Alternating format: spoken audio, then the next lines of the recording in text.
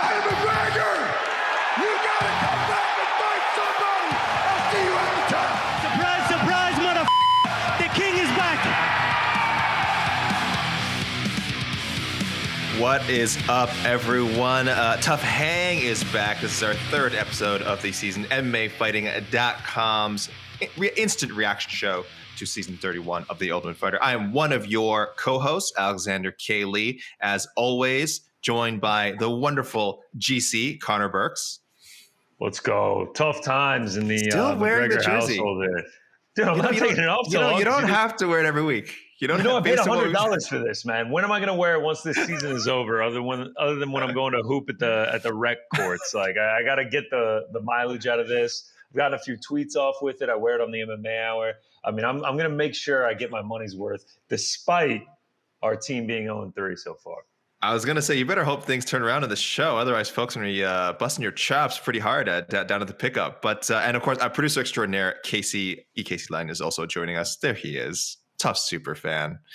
Guys, we are, like I said, 3 episodes in now, thus 3 fights in. We just saw Austin Hubbard win a pretty convincing unanimous decision over Aaron McKenzie. I would go as far as to say lopsided. McKenzie had some moments, but I would say Hubbard definitely took it. And as Conor mentioned, that's now 3-0 for Team Michael Chandler and the quote-unquote veterans. We'll kind of I get into explaining why I put air quotes about that in a second. But GC, I want to get your thoughts first on, again, you're still relatively new to the Ultimate Fighter. Our first decision of the year. We had 2 first-round finishes to start off. Now we have a decision. What did you think? How did you feel about the 2-round format? How did you feel watching this kind of pre-taped decision play out on TV? What do you think about it? Yeah, so I was hoping that with our first decision, we were going to get the sudden death round 3. Unfortunately, we didn't. I had it 2018. I don't feel like that's controversial at all. I agree with you. I think this was a pretty lopsided decision here, especially after Aaron McKenzie got dropped in round 1. I thought he was going to get finished there, honestly. I don't hate the 2 rounds, especially when the tides are rolling like that, and obviously they have to keep it concise for the show. Yeah, I was okay with it. Nice to see them leave round 1 for the first time. Yeah, I don't know if we needed to see more. Like I'm the opposite of you. I was when I saw how much time was left in the episode, I'm like, oh gosh, are we getting a full? Is this going to be a 2 rounds, 2 even rounds, sudden victory? I know Conor McGregor said after something to the effect of like, if we had more time, it might have gone differently. Yeah. I assume he meant like more time to work together before the fight, not if that's what I thought. That's what I thought. I think not another round. Kind of crazy to be like, yeah, if we had another round, then this would have ended differently. No, yeah, I think he was talking about training. Yeah, it was just, listen, and again, I want to say McKenzie landed some good shots, but Hubbard, great chin, very experienced. I'm trying to see Hubbard in his career. He's never been knocked out, so never been KO'd. McKenzie was the tough one, dude. McKenzie, yeah, that's true. He took that huge uppercut, then the knee. I thought he was definitely going to be out. Was bleeding like crazy at the end of the first round, and then survived the 5 minutes in the second round as well. I mean, it was. I was like, wow, we're going to get another first round finish here.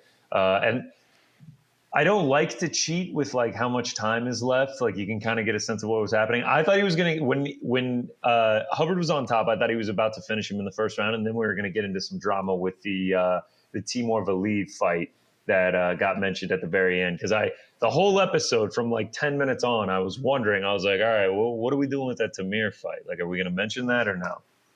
Yeah, I'm amazed they don't do the cliffhanger, because you're right. This would have been if they'd gotten lucky with the time, not lucky with the time, but had the chance with the timing working out. This would have been the perfect time to do kind of like a cliffhanger thing, like you end with the Timur Trevor Wells, like because they teased it in the on the next episode of the Ultimate Fighter thing. Like there's going to be some weigh-in drama. Like, are they going to do a catch weight? Are they not? And that discussion should have started at the end of this episode, and then you do the cliffhanger. You do a classic reality TV cliffhanger. Will Team McGregor agree to a catch weight, or will Timur have to cut down to 135 pounds again? Find out next. And again, I know they kind of did that because they teased it. But I think you're right. It would have been nice if they showed us an actual segment on this episode, and then you wrap that segment on the next episode. But listen, I'm not a reality TV producer. What do I know? They're pretty tight with their scheduling. I have to say a couple notes from the fight. I thought it was some great referee work by Mark Smith. He was staying active, telling him to work, told him to watch the digits at one point when they were in the clinch, called out a fence grab. I thought that was great stuff by him. I'm still a little bit thrown off when they announced the winner. It's just the referee being like, and the winner moving on, Austin. Like, he doesn't even say his full name. I love how we're just on a first name basis when we're announcing winners. But yeah, other than that, I mean, pretty one-way traffic for Austin Hubbard. It looked close in the beginning, especially when Aaron McKenzie picked him up and just slammed him down. Wasn't successful with it at all, but it looked like it was going to be much closer. But yeah, the vets are having a ton of success. They're having a ton of success. Hubbard's takedown defense was sensational. There were some times where I thought he was like tipping over almost onto his back, but just has enough like balance and agility to spring up. And I mean, that's a veteran. That's a veteran right there. He's probably been taken down many times early in his career, and maybe those days are over. But Casey, I wanted to ask you quickly: would you have given 10-8 to Hubbard in round one? Actually, that was one of my notes. I would have no issue with 10-8. Yeah, I had 10-8. Could easily be in 10-8. I'm a big half point guy, so 10, 8.5. Yeah, so no issue. And second round was easy 10-9. It has to be a 10-8 because you can't score those rounds the same. But yeah, right. The point being, it was one-way traffic. McKenzie, is that his name? I don't. McKenzie looked. I mean, he held his own for a couple of minutes, but then once it went downhill, and good on him for being tough. Nice. There it is. Well done. Yeah. Yeah, if you come out of a fight and we're just talking about how tough you are, that means you got your butt kicked. Usually, yep. This was Austin Hubbard. And he had to go to the hospital. Right. He had to go to the freaking hospital. Yeah, actually, the closing shot of the episode was an ambulance. He got the worst beating of the first three fights. The guy that went to the decision, he got the worst beating. So, not a good night. Not a good night for Team McGregor again. It was tough, and not a good night for Team McGregor. That was the number 3 evaluated Conor McGregor fighter out of 4 fighters. Austin Hubbard was number 2 on Michael Chandler's team. So yeah, Michael Chandler's team cruising 3-0. I want to get into a little bit of their backgrounds, because this whole episode, there was some McGregor stuff, which we'll get to in one second. This whole episode really was just the fight. It opens right on talking about the fighter backgrounds, and like we said, we had a 10-minute fight plus commercial break. So it really was just the whole episode. We learned this was the strangest prospect veteran matchup yet. For anyone who's kind of, has not been paying attention to our previous episodes, or this is the first episode you're watching. It's very strange, because prospect is simply defined as the team with guys who have not fought in the UFC, and the veterans are guys who have fought in the UFC. But this leads to wonky things like today. You have 34-year-old Aaron McKenzie, the prospect, against 31-year-old Austin Hubbard, the veteran. Austin Hubbard does have a few more pro fights, about 7 more pro fights. But get this. They both made their amateur debuts in 2012. They both made their pro debuts in 2015. So they have they have been in the game, maybe, different amount of fights. They've been in the game for the same amount of years. One of them is a prospect. One of them is a veteran. It's just getting silly. I think at this point we just have to accept that the veterans fought in the UFC, the prospects have not, and that is. I don't have to accept this. This is silly. I'm gonna point this out every week. They call them prospects. They're not. There's like it's veterans versus dudes who haven't fought in the UFC. That's I guess that doesn't. Guys that have been cut from the UFC, guys that haven't been cut from the UFC. Those are the two teams. That is such a weird designation. And then I was gonna say I'm surprised we didn't lead with this. I felt like it was the biggest news. Mm-hmm. Aaron McKenzie. Not just one dog, multiple dogs. And 2 cats. Leading to it. And 2 cats. So here's where I was wondering. I actually wrote that down. I have all caps on my notes. Like, it takes up 3 lines. I was writing so frantically. Oh no, Aaron McKenzie has dogs. No, he's going to lose. 3 dogs, 2 dogs. How many dogs is it? And then later I write cats. Could cats potentially be the antidote to the dogs? Does it level it out and that's how you get the win? But no. If you're showing your pets, you're losing the fight. There's 0-3 so no far. doubt about it. 0-3 so far. Nate Jennerman's 3-legged dog. Mando Gutierrez's adorable. What was Mando Gutierrez's dog? His adorable dog that he took everywhere. Wasn't Aspen? Was it Harley? Shout out to Harley. Shout out to Harley. Was McKenzie also wearing a hat during a lot of the show? Was he the one wearing the little? Oh, he was wearing that black flat brim, which by the full round like sun hat. Which by the way, the post fight interview with him when he was wearing the hat and his face was just like, dude, his face was brutal. I see why they sent him to the hospital. Like, so pets, you get beat up, and hats. Hats aren't going. Oh, you're not okay. I haven't been confused with the hat data, but 0-3 guys. 0-3 with fighters. Yes, as soon as they showed it, I'm like, oh, I know we're gonna talk about this, and I'm with you. It's the biggest storyline so far of the entire season. I told Katie to lead with that, but he was like, no, let's talk about the actual fight. I'm like, no, dude. But yeah, Conor, you were correct. You were correct. And GC, I'm a cat guy. I'm a big cat guy. So I did think. I was ready in the event. Yeah, no surprises here, man. In the event that Mackenzie won, I was going to say, well, you can thank the cats for that. I think the cats offset the dog factor, but no, now we're just talking about pets in general. Yeah, pets in general. It's not going well. They got to stop. I don't know, stop showing them, or it's rough. I mean, at this point, like the tape has been made, and you're just gonna have to live with it. I'm really curious to see how this continues to trend, because it's gone from something we have to watch to something that you can't not mention if we see it moving forward. Yeah. I'm so like I'm anticipating it every time. Like, are they going to show this fighter's pets? And only one. It's weird each time. Like, is it just convenient that each fighter, like, they've been matching guys with pets, or are the other guy not showing their pet or something? Because I imagine a lot of these fighters just don't have them. I mean, that's what it could be. Now, not only is this is a huge storyline. I mean, it's going to absolutely explode. This is going to be something really, really real if we get a Chandler fighter shows his dog and he loses the fight. Then we know. I think we already know, but then it turns into like, this is crazy. Like, this is absolutely crazy. We need to start finding out what actual UFC fighters have dogs, and then this could become a huge investigation. This is going to get some no bets barred play. This could get some no bets barred play in the future. Who knows? No pets barred. Keep an eye. Pets should be barred. Maybe. Yes, actually. Speaking of Chandler, next week, Timur Valiev was like, "I hate puppies." He's like, "The guy's gonna win." The guy's definitely wins by first round flying knee. Oh no, we're talking about Chandler, Michael Chandler. Again, zero interaction between him and McGregor this week. So that we were planning to have a segment on who didn't show up for the weigh-ins for the third straight week. Again, we will say someone, I don't remember if it was in the YouTube comments or someone mentioned us on Twitter or someone DM'd me. I can't remember. It's possible that some of these weigh-ins happened on the same day, because I don't know if they actually do a fight every week. It might be, there could be weeks where they did two fights, but they just show them like two fights in the same day, but they just show them, break them up into weeks. A lot, you guys done a lot of production. You know all about movie magic. So it's possible that some of these weigh-ins are showing two fighters. They're not having a fight a week, or they're having multiple fights a day. And we just don't know. I would not surprise me if there was some weeks where they had two fights.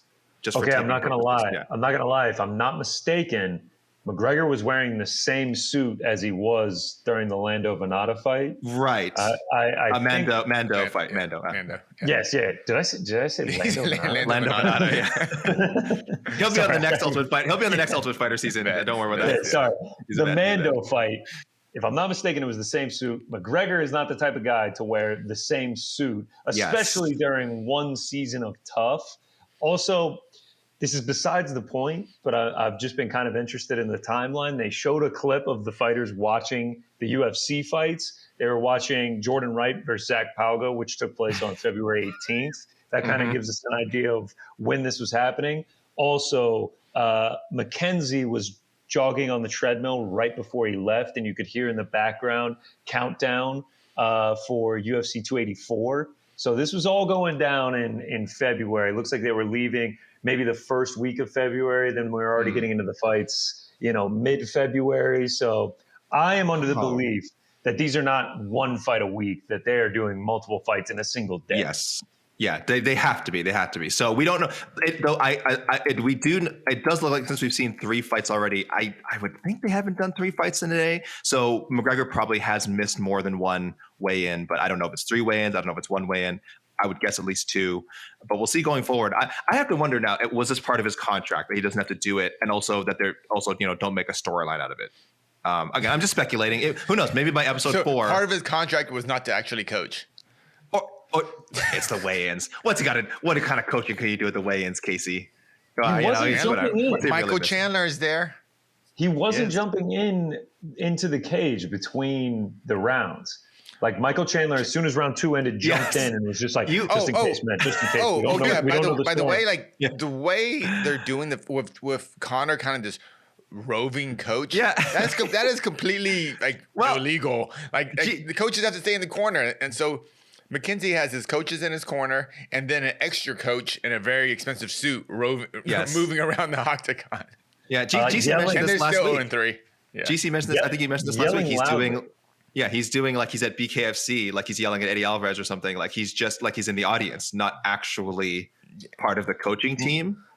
My favorite clips were when like the two fighters were up against the cage, and you can just see McGregor like faintly in the background, just moving side to side, like screaming. It was it's great. Well, he got plenty of camera time this week. I think I'm glad that they're putting so much emphasis on it because look, he's the draw of this season. It was a big deal 100%. getting him back. With respect to Michael Chandler, again, whatever. Good coach. He's winning. He's winning on the show. You know, congrats to him. And he's certainly got a personality. But this is the McGregor show. And we got a couple of moments here. I want to talk about, of course, there's a moment where he meets a young man who made custom McGregor action figures, which is great. But I want to talk about when earlier in the episode, McKenzie kind of had this weird body injury. And I'm going to read out Connor's advice to him. I wrote this down. I quote it. So Conor tells him how to deal. He says, close your eyes, feel where the pain is. Put your hand right on the pain. Feel yourself grabbing it out of there and it going literally there. You can feel it there. It's no longer here now. You can actually feel it here now. And he's like making a fist. Really, really feel it. And then you just get rid of it. Anywhere in the body, as many times in the day. Maybe there's a little bit left. And then I got to go back and do it again. Really feel yourself taking the pain, whatever the pain is, condensing it into a fist, like a little pebble, and throw the pebble into the ocean. Plenty more fish in the sea. That was my I very didn't get the first fish note in of the sea episode. part. Sorry, I didn't get the fish in the sea part. I don't think it got away from him, Casey. It got away from him. Okay, yeah, Ooh, the fish in the sea. Like what? I don't know. Okay, I was hoping you could explain that. Not only was this my very first note for the episode, but Aaron McKenzie also was kind of like, what the fuck is this dude? He did not engage. He did not engage. He just kind of looked at him and then he was like, there's plenty of more fish in the sea. And he's just like, nice. Yeah. And then it just cuts to the next scene.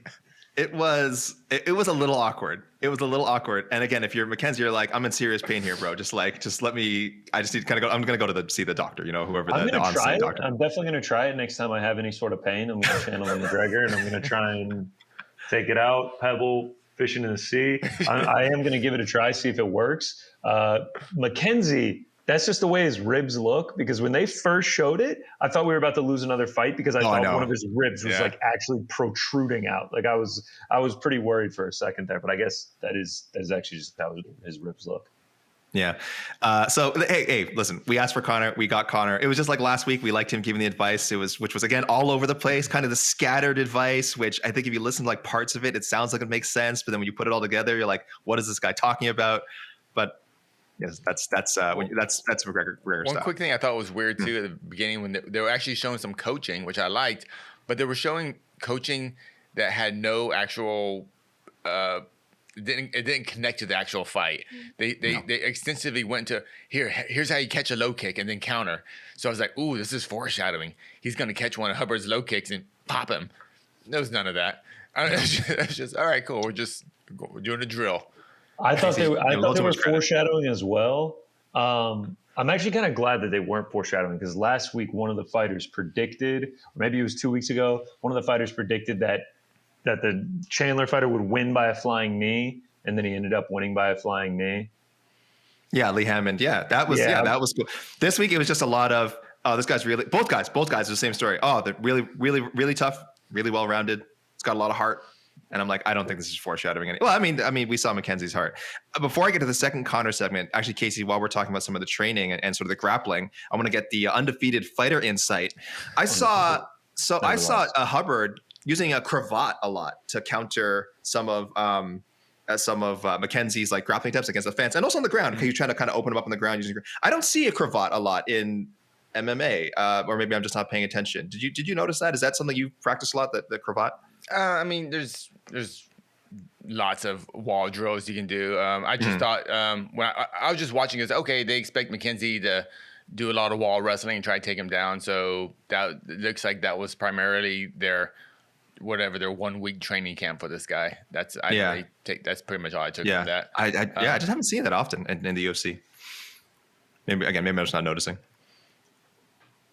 GC, what did you think of the second big McGregor segment? This was previewed on the last episode. Him meeting a fan who makes cool custom action figures, and then there was an exchange of goods.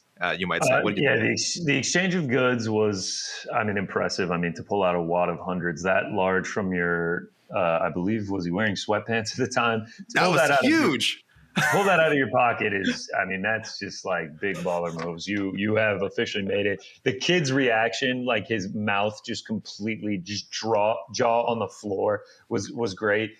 And I think it's cool, dude. Like this kid has obviously put in work to these action figures. He's proud of them. And then to be able to sell them to one of the guys he's created them for is a moment that he's never going to forget. Like that, as long as that kid lives, he is going to tell people that story about how cool it is. And then he got to be on TUF too for it. So, he made the kid's day.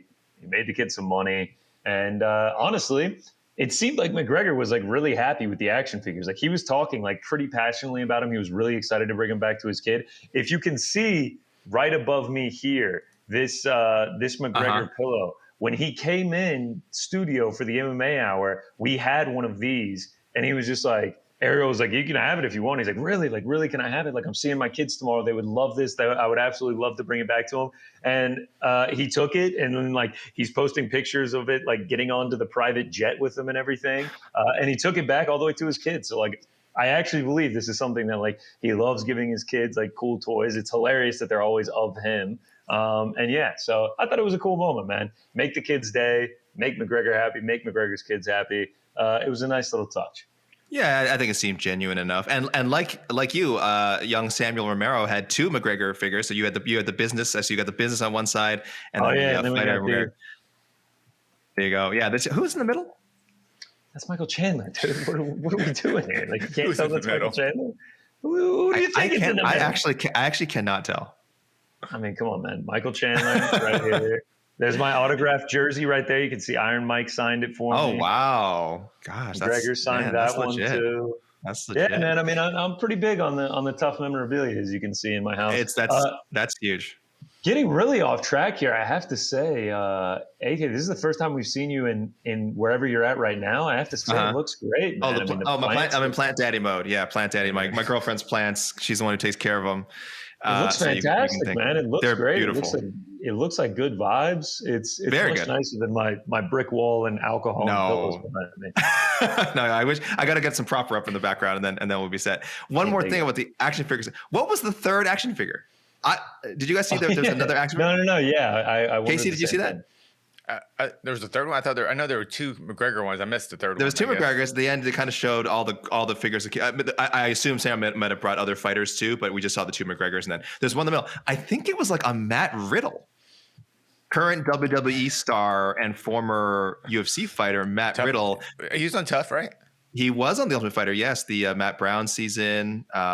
Yes, he was also on The Ultimate Fighter. So that was an interesting. But again, these are all customs, so he might have just been using Matt Riddle's head for something else. But if anyone out there in the comments knows, please let me know. I thought that was so strange because I swear it was a Matt Riddle, who again is now a WWE wrestler and not a fighter anymore. But yeah, it was a nice segment. This show, I think, has been pretty good PR for Conor McGregor, other than his fighters losing. But I mean, it's not really his, But otherwise, they've shown a lot of good aspects. How's it been good PR? Because something like this. So listen, compared to the headlines he's been making. Okay. Yeah, Plus, right. In comparison to not being in trouble. Criminal, yes. Yeah. He's because GC's right. This came off as a very genuine segment, and I think there is that. I don't think he's just putting on a show. I think there is that part of him that is like really flattered and like blown away that someone would take too much time. And I think he does care about most of his fans and things like that. So they're showing the best sides of him, and that's a really good reason for him to do the show. If there's anything he's getting out of it, there's a lot of, I feel like, image rehabilitation. I'm not telling people that they should love Conor McGregor after this, but if there's probably people out there still on the fence who are like watch this and like, yeah, maybe he's changed. Maybe I can't wait to see McGregor fight again. I'm back on. I'm back on the McGregor bandwagon. So I like the possible. I like the possible. singing in the beginning when he was talking like we're getting to do what we love. You know, be happy to be here, singing while we work. So I guess there's been a couple nice moments. How did you feel, GC? I can't remember if they did it last week. I think they did though. That it's just like immediately. We kind of talked about it a little bit. Now that you've obviously got a good feel for the format because it doesn't really change. It's just launched right into the fighter stuff. We did see McGregor because he was training with them, but it's really right into the fighter stuff. I'm surprised they don't do like a bit of a cold open showing like something funny that happened in the house or something funny that Conor McGregor did or something inspiring that Michael Chandler did. It's really right into it. Do you think that they could do a better job of like, really pulling the viewer in once those credits roll? Yeah, I mean, of course, like I want more McGregor. I want more Chandler. I want more stuff from the house. I want more behind the scenes. I want more drama. Like I want to get to know these guys better. I want the good moments. The just being the fighters this week, I felt was definitely less entertaining than last week's episode. And respect to both guys, Mackenzie and Hubbard, but like their personalities don't fly off the page, if I'm putting it nicely. I don't know if that's being mean, but no, I mean they don't. Like they have good stories, especially like the Hubbard stuff. It's nice to see a guy win, especially after I think he lost his brother. His wife lost a child during pregnancy. He carries around the ashes of his brother on his necklace. Like he's talking about, the financial hole he's been put in from going to train in Colorado and getting cut from the UFC. Like that's why I enjoyed that part a lot. Actually, that's actually the reality show part I want to see more of. As far as the vets, like I was there and then I'm not there, and how that kind of devastated my life, and almost it kind of implied that it kind of financially ruined him too. That he said basically I'm broke and now I work for my father-in-law. Yeah, he had to move to. He went to move to Colorado to train with Elevation. Yeah, which I think is a pretty bad indictment of what being a pro fighter is really like. Even though, how many fights did Hubbard have in the UFC? Like 4 or 5? 7. Oh, 7. You fought 7 times in the UFC, and then once you're done, you're completely broke. I mean, that's just it's crazy, man. I'm trying to say here. So, I enjoyed that part, that bit of actual reality. I thought that was actually the best part of the episode for me, as far as like actually learning something about the world and the fight world and stuff. I'm almost surprised they would show it because me too. This show is brag about like how broke fighters are. Yeah, and this show, especially the vets. If it was one of the prospects, I'd be like, okay, this kind of makes sense. This is a vet. These people are fighting to get into the UFC and quote unquote change their lives. This guy essentially said, I've been to the UFC and it was great. It didn't really change my life. I'm back at square one. Yeah, so I did the walk 7 times into that octagon. Bruce Buffer said my name 7 times, and I'm freaking broke and working for my wife's dad doing drywall. It is a little surprising. It kind of makes you feel bad a little bit, like because whoever, especially Aaron McKenzie too. Like it's not like he's like doing unbelievably well, and he's constantly talking about how much of a struggle this has been, and how his family are the one that have pushed him through it, and like he's trying to obtain that success. Like it kind of makes you feel bad for like whoever ends up losing, whoever ends up not getting the shot, and there's still a world where Austin Hubbard moves on and then ends up not winning this and doesn't get back into the UFC. But yeah, man, it really is like, because like he's doing hard work too. Like it's not like he's back at an office job making $150K a year or something like that. Like he's grinding for every dollar he's making, man. It really does kind of make you feel bad for him. And again, a guy with his experience, this is the other troubling thing about the vets is they just shouldn't have to jump to these hoops to be back at the UFC. Like if they went back in the regional scene, won 2 or 3 fights, won a regional title, they should just be signed. Like you guys just get new contracts. Like making them go through the show is just ridiculous. But listen, hey, this is reality TV. This is how they want to do it. Again, people can say they're getting free exposure. I don't know if I love that argument so much, but that could be how you sell people on this. But real quick, I want to make a quick note. Of course, one part of the show I do not like. I just think is extremely boring and just pointless. Is when they show it was a couple minutes of screen time. They go to, I think it's right before they're walking into the gym. for the fight day. They go to all their roommates and teammates to kind of sell them on how good how good McKenzie is or how good Hubbard is. Bro, you just met the guy like a week ago. Your roommates is like you were forced to live together. Like I don't. That doesn't mean anything. I don't. Did you get that impression too? Like I'd rather hear from the coaches, Chandler or Conor, or the fighters themselves. I don't know. It was just kind of pointless, and they do it every week. GC, I don't know how you feel about that. Yeah, I mean the formula exposes itself more and more every week. It seems like it feels like by the time we get to this is only week 3 too for you. That's what I'm saying. I feel like by the time we get to episode 8 or 9, I'm just gonna be like, all right, here we go. Cue the roommates talking about what they think of the fight, and take the walkouts now. Like it's just like you could almost produce it yourself. Yeah, I mean, it feels like it's going to start to get old after a while. Like I feel like I'm almost kind of looking forward to the first round being over. We already know all the fighters' backstories, and then we can really just get heavy into the fights and heavy into the drama of the house. And I feel like it's going to get more contentious as the days go on. And just give me more McGregor and Chandler too. Like now I'm not banging on the drum. Like we need more McGregor and Chandler. GC, trust me. It actually, yes, I hope that's the case. But I'll tell you something. Traditionally, this series actually gets, not worse, but maybe less compelling as it goes on, because yes, you're right. At some point you do know the fighters' stories, and then they don't have a lot to show. And then at some point they start doing 2 fights an episode, which sounds cool on paper. But again, we have so many outlets for watching fights now. It doesn't quite have that thrill that it needs to. But you know what? Listen, I don't want to be pessimistic. I don't want to spoil your experience going forward. Maybe you'll love it when the competition speeds up a little bit. I can't say. The last note I'll have before I think we're about ready to wrap this up. But the last note I did want to say, and producer Casey and I were talking about this before the show. GC, what's going on with these episode titles?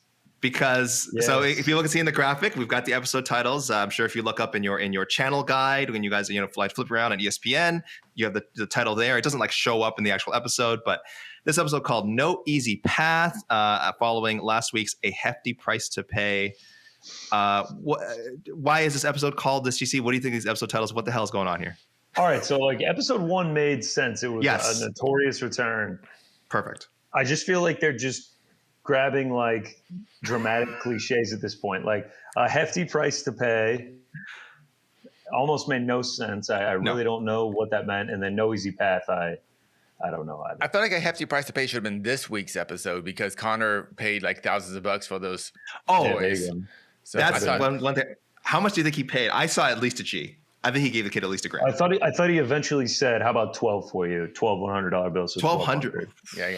Okay. Oh wow. Yeah. It was definitely over 1,000. It was definitely over 1,000. Yeah. And for like a kid like that, that's about $1 million. Oh my God. That's it being from McGregor too makes it priceless. Yeah. He might not even spend them. Actually, I would.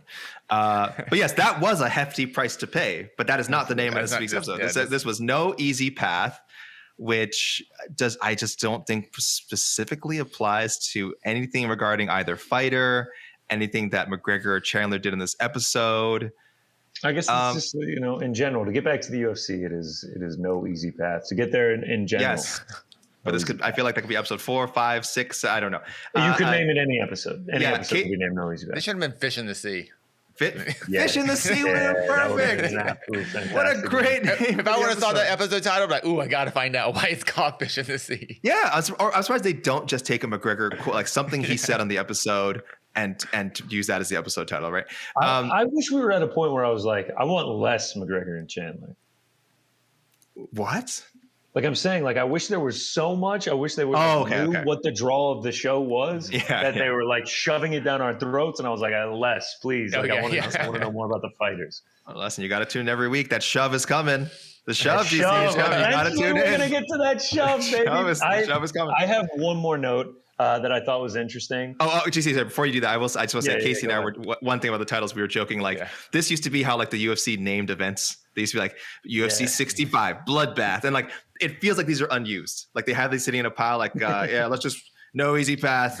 Or the other thing we compared the two was One Championship, when they sadly stopped naming their events last year, and they had like Championship of Lions, Duel of Elephants. When they finally do book Conor versus Chandler, it'll be UFC 295, A Notorious Return. Yes. That's Use it what could've again. been. Use it again. That's what it could have been. All right. Sorry, Jersey. What was your last note? No. The note that I had, which is actually funny that I said Lando Venata on the show, because now that I look at it, my notes also say Lando Venata. I don't know if we can see that there yet. Why would Lando you? Venata. I don't know why the Lando thing. Oh yeah, you can also see my Aaron McKenzie note about the dogs. They're all caps. It is all caps. You're right. As fast as possible. Yeah, the Mando Gutierrez. Mando Gutierrez, yes. Him rocking the hat again. We have gotten no explanation behind the hat other than it just being a hat. I did find it kind of interesting, kind of funny, them talking about their families like not wanting to come to the fights. I know that happens with a lot of fighters. And Mando Gutierrez's mom finally deciding to come to a fight. And then he said he got his ass beat, and now she'll never come to another fight again. I thought that was kind of a funny note. That's tough. That is tough, as they say. Yeah, I'm glad we got to see a little bit in the house watching. Like you said, they were watching The Ultimate Fighter. We have to hear from Mando a bit. That, by the way, that card that they were, I don't want to say allowed to watch, I guess, was terrible. Was that the Span Krylov card? This was canceled. No, this was Vegas. Oh, was it supposed? Oh gosh, was it? This was Vegas 69. And I had to look this up. Muniz Allen ended up main eventing. No. This was Aaron Blanchfield, Jessica Andrade. So a nice main event. It turned out to be a pretty compelling and important main event. But the rest of the card, the fight they were watching, Zach Paga, Jordan Wright was. Where in the card was that fight? Just curious. Which Paga, Jordan Wright? Yeah. That was the penultimate fight. That was the second last fight of the night. Oh god. Yes, I'm surprised. Why didn't they show the Blanchfield Andrade? I guess they had to go with what they were commenting on. So, no, that's not true. You just edit it. You can edit it. That means when the main event came out, everyone just left. Like no, that's not. I mean, they were like, "I'm done." Like they couldn't get through the right fight. They're like, "I'm out of here." I bet they were so enraptured by the main event, they didn't talk at all. So they're just like, "Oh, we can't show this footage." They're not talking. Like they're not saying anything. I actually remember this fight night pretty well. It was. Yeah, it was pretty. It was, pretty bad, isn't it? Jamal Pokes, Josh Parisian, Marcin Prachnio, William Knight. Terrible. I remember that Pauga Jordan Wright fight too. I mean, it was just an absolute clinch fest the entire way. The control time was that.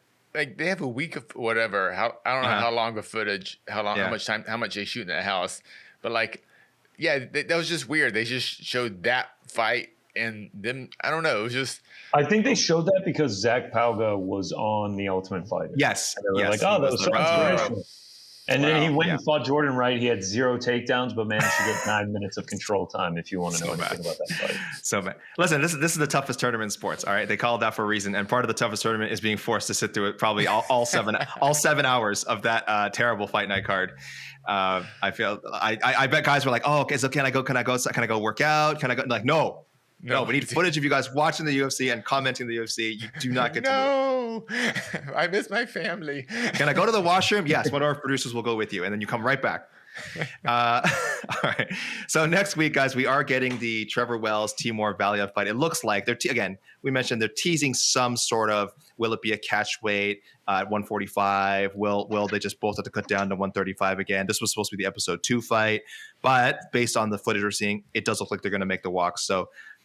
Trevor Wells, McGregor's number 2 evaluated fighter, and Timur Chandler's number 3 evaluated, but pretty big gap in experience here. It looked like Trevor Wells still had a little schmutz there. I'm surprised that the fight's going to still go off. Looked like he still had a little something there going on. I probably determined it's not, it's just there, but it's not allergic. It's not contagious anymore. Yeah, I don't know. And also, it looks like we're getting an appearance from Wonder Boy. Wonder Boy, yes, I'm excited for that.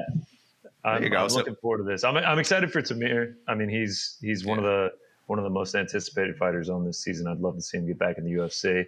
And Wonder Boy, yeah, how can it be a bad episode? We could very easily also see Chandler go up 4-0, very easily. But hey, Trevor Wells, we don't know. Could be a big upset. What do you think a Valiev Wells fight would be lined at? Like Valiev minus in the UFC 400.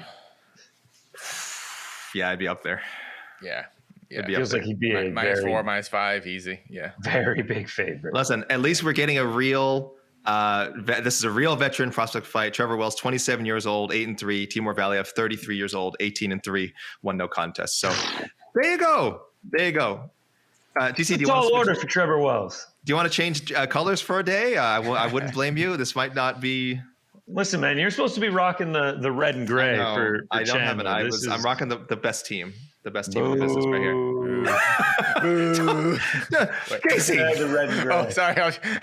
I got caught up in it. No, I like that. I appreciate it. But yes, that was episode 3 of the Ultimate Fighter 31. We're chugging along. I don't think the episodes have been bad. Like I said, we're getting even GC's is getting a little rote already, but there's been enough drama, enough bizarre McGregor behavior that I think we're still having a relatively good time. We got 6 more episodes to go, I think. So. Oh, is that it? This is only 9 episodes? 10. So 6, yeah. So, sorry, 7. That's what I'm saying. 7 episodes to go. Yes, yeah. 7 more episodes to go. But yes, listen, I love the best part is, guys, doing this show with you and getting to talk tough. I should tell people, you know what? If I should tell people leave any questions, comments, of course, in the YouTube, and you can hit up my DMs, frankly, on Twitter. At Alexander K. Lee, just as the name suggests, just put the app before it. And send me any questions you have about the show in general. Obviously, we can't really talk about the show live necessarily, but yeah, send questions about the show, any lingering things we might have missed. If you can figure out who the hell that third action figure was, because I did not know, definitely please, YouTube commenters, tell me who you thought that was. But yeah, until next week, guys, thank you, GC Conner Burks. Thank you, Casey Lyden. This is Alexander K. Lee signing off for another great episode of Tough Hang.